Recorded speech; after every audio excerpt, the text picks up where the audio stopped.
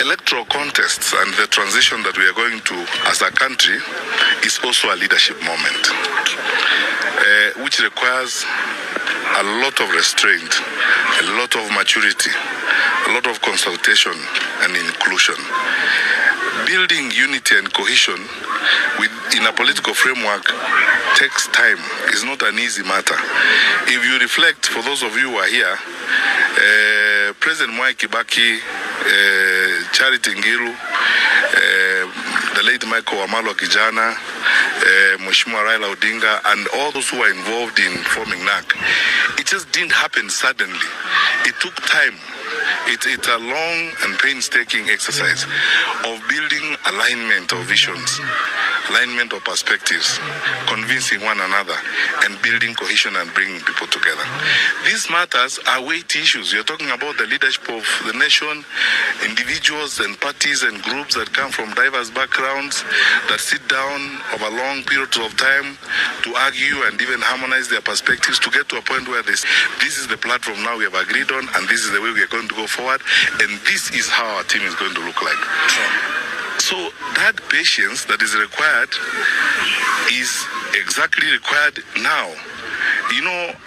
I've said in other environments before that our patience will be tested.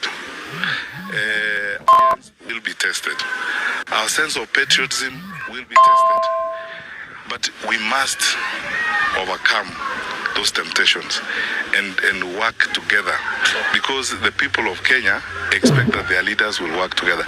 So I don't want to go into, because the infrastructure we have in the opposition is already actually laid out. We have two conveners of the team, Honorable Mother Karua and Honorable Kalonzo Musyoka.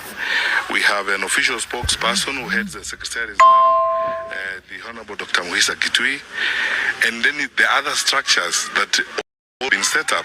The Honorable Kipruto Kirwa heads the Coalition Building Committee, and he has drawn in a lot of other people and leaders from other walks of life. It's an institution, so we have to act in an institutionalized manner. So one thing I will not do, to be frank with you, is I cannot speak on the sidelines of that infrastructure when I do not have the authority of the conveners or the authority of the spokesperson to address certain matters. And these leaders at the right time will address these issues. But everyone knows this, and I've pointed this out. This is a journey that we are walking, and this is what will test our political maturity. It will test our leadership skills, our sense of inclusion, and our patience.